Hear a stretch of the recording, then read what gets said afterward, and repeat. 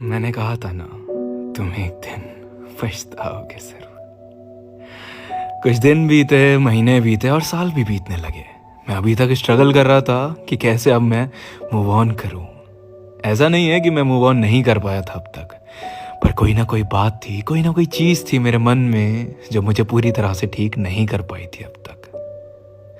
मैंने उसके जाने के बाद उससे कई बार कांटेक्ट करने की कोशिश करी, पर मुझे हमेशा एक ही चीज़ मिली उससे, इग्नोरेंस।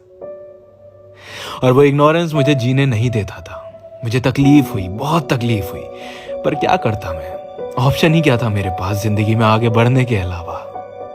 बहुत बार ख्याल आया कि जान दे दूं, पर उससे भी क्या होता? इतना बुज़दिल भी नहीं था मैं जो मैं किसी के धोखा देने पर खुद को और अपने परिवार वालों को सजा देता। मैं आगे बढ़ता चला गया, न रुका न थमा और ना ही पीछे मुड़ कर देखा। यादों के सहारे ही सही, पर मेरी जिंदगी रुकी नहीं उसके लिए, ना मैंने फिर इंतजार किया उसका। एक दिन मैं यूं ही बैठा था, किसी से बात कर रहा था फोन पर, तभी पीछे से एक कॉल आने लगी मेरे पास।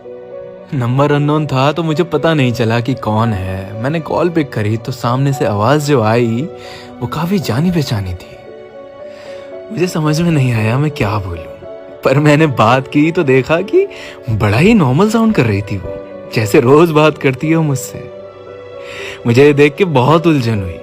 उसने पहले मुझसे मेरे हालचाल लिए, फिर मुझसे ये भी पूछा मैं क्या कर रहा हूँ, किसके साथ हूँ आजकल, और फिर बात करते करते उसने जो रोना शुरू किया है वो काफ़ी ज़्यादा सरप्राइजिंग था। वो रोते रोते बताने लगी कि उसे कितना पछतावा है अपने किए का। उसे एहसास हुआ कि वो कितना गलत थी। जिस प्यार के लिए उसकी सोच ये बन गई थी कि ये तो हर कोई दे सकता है, आज उसी प्यार के लिए तड़प रही थी वो। मेरे मन में उसके लिए कोई फीलिंग्स नहीं थी। मुझे बुरा जरूर लग रहा था उसको इस हालत में देखकर, पर मैं खुद को सौंप नहीं सकता था गलत हाथों में एक और बार। उसने ज्यादा कुछ नहीं मांगा, बस मेरी दोस्ती मांगी, और मैं खामोश रह गया इस बात को सुनकर, क्योंकि मुझे समझ नहीं आ रहा था मैं हाँ बोलूं या ना। मैं जानता हूं एक इंसान को अपनी गलती का एहसास हो जाए, इससे बड़ी कोई बात नहीं होती दुनिया में, और ऐसे लोगों को माफ कर देना चाहिए। मैंने कुछ देर सोचा और फिर जवाब दिया, सॉरी, अब ये नहीं हो सकता। मैं तुम्हें तुम्हारे किए के लिए माफ कर सकता हूँ, मेरा दिल तोड़ने के लिए माफ कर सकता हूँ, उस दुनिया की हर गलती के लिए माफ कर सकता हूँ जो तुमने की है, पर मुझसे कभी मौके की उम्मीद मत करना, क्योंकि वो मैं तुम्हें नहीं दे सकता। मैं तुम्हें एक और मौका नहीं दे सकता कि तुम मेरा दिल फिर तोड़ो। एक और बार तुम पर भरोसा भी नहीं कर सकता मैं। मुझ पे जो बीती थी वो सिर्फ मैं ही जानता हूँ और मेरा खुदा जानता है। मैं एक और बार नहीं पिघल सकता, और ना कोशिश करना मुझे पिघलाने की अपनी केयर दिखाकर। सच कहूँ तो मुझे अब कोई फर्क ही नहीं पड़ता, और अगर पड़ता भी होगा तो मैं उसे अपनी कमजोरी नहीं बना सकता तुम्हारे आगे झुकने की, तुम्हें अपनाने की। इतना कहते ही मैंने फोन रख दिया, और उस रात के बाद उस नंबर से कभी कोई ना कॉल आया और ना ही टेक्स्ट मैसेज।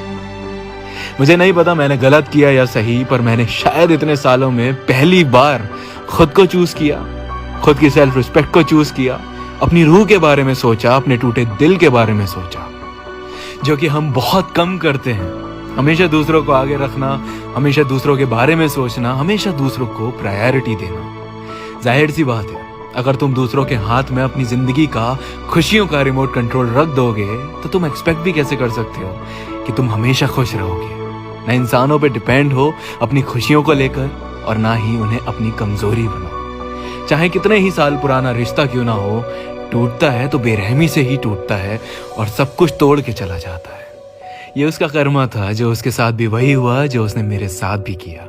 बस इसीलिए मुझे विश्वास हो गया कि अपने कर्म सही रखो, बाकी जो दूसरों को करना होगा वो हर हाल में कर लेंगे। तुम बस किसी को अपनी सेल्फ रिस्पेक्ट से ऊपर मत रखना।